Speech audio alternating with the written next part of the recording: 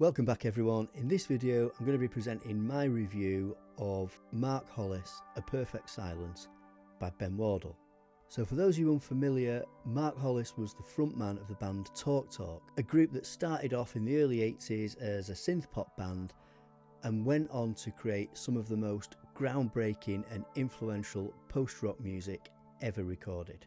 Now Mark Hollis sadly passed away in 2019, and up until that point he lived a famously private life. He gave very few interviews and released only one solo album after Talk Talk disbanded in the early 90s. And Ben Wardle's book is more than a biography. It's kind of a meditation on fame, artistic integrity, and ultimately the silence that came to define Hollis's later years and fueled the mystery and enigma. So for the sake of context, Ben Wardle is a music journalist and he's a former A&R, so somebody with inside knowledge of the music industry. That insider knowledge adds real credibility to the book. Wardle understands how the industry works and how an artist like Hollis, who withdrew entirely from public life after Talk Talk's last album, stands in stark contrast to the celebrity-driven model that the industry still thrives on. The first thing you notice when you start reading this book is it's incredibly well researched. It's very, very thorough in its details. Ben Wardle interviewed just about everyone who'd ever worked with Mark Hollis and people who he became close with after he withdrew from public life. And it's from these original interviews, along with other contemporary accounts and existing records, that he has meticulously pieced together this book. The book's structured chronologically, taking us from Mark Hollis's early life in Tottenham through the formation of Talk Talk and ending with his quiet disappearance from public life. We get insights into Hollis's initial ambitions, starting out as a psychology student and then moving into music almost accidentally as a result of the influence of his brother Ed. The early days are full of the usual industry ups and downs and include extremely detailed info on things like early demo tapes and gigs, even down to details such as track lists on long forgotten demo tapes and things like what Hollis was wearing at particular gigs. Ben Wardle has left no stone unturned in his research here.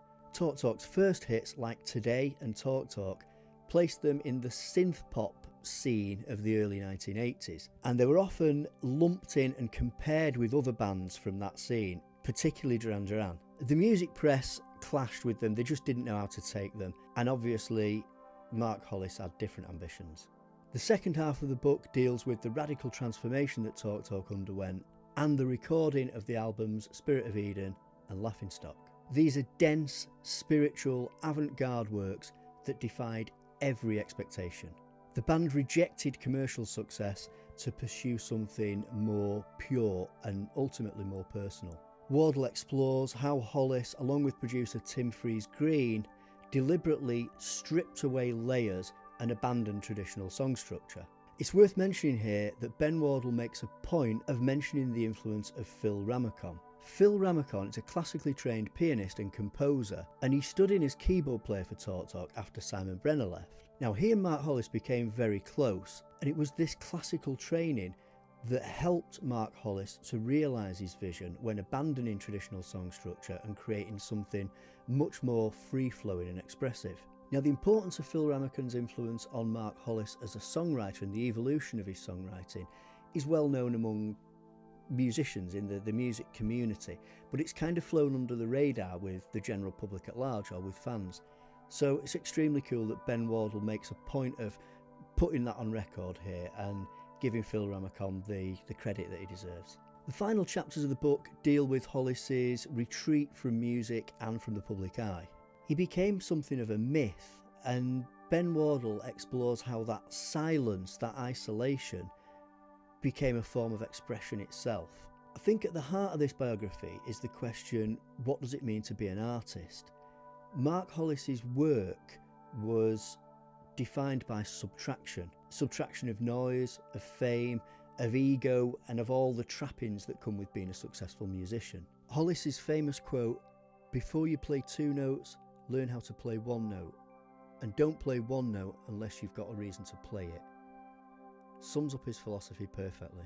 Wardle doesn't sensationalise anything, he writes with a quiet reverence. He doesn't portray Hollis as a tortured genius, but more as someone who genuinely cared about the integrity of his work. So silence for Hollis wasn't absence, it was substance. The book also reflects on the music industry itself. In a world of constant noise, instant gratification and commercial pressure, Hollis's refusal to play along feels radical. And Ben Wardle shows us how rare it is for an artist to walk away, not in defeat or failure, but in pursuit of something higher. Ben Wardle's writing is clear, balanced and extremely well researched. I keep coming back to that, but it really can't be overstated. This book is very, very thorough in its details. He balances biography with cultural commentary, giving us an intelligent and respectful portrait of an extremely private and enigmatic artist. One of the book's greatest strengths is that it doesn't just tell the story of Hollis's life, it invites us to listen to the music more closely, to appreciate its depth and deliberate pacing. It's also a deeply human book filled with quiet, understated emotion. If I had to find criticism, I'd probably say he's a little bit too reverent sometimes. It seems as though he's avoiding deeper analysis in favour of preserving Hollis's mystique. And for some people, this may seem like a missed opportunity, particularly those who are hungry for more detail, more personal info. From my point of view, I think it's perfect. It tells me everything I need to know while maintaining the enigma and respecting Mark Hollis's privacy. One other possible criticism is that, as Ben Wardle writes from a music industry insider perspective, and I obviously read it from that perspective, people reading this book from outside this crazy industry, particularly those unfamiliar with 80s and 90s music history, might need a little bit more context to fully appreciate it. So in conclusion, this is a beautifully written book that really honours the spirit of a singular and unique artist, and it's without doubt the most comprehensive source of information about Mark Hollis. So would I recommend this book? Absolutely, it's an essential read for fans. I'm not sure where you can pick this book up. I bought it direct from the publisher, so I'll post a link in the description if I can. So if you've made it this far, thanks so much for watching, and if you're going to buy the book, I hope you enjoy it as much as I did.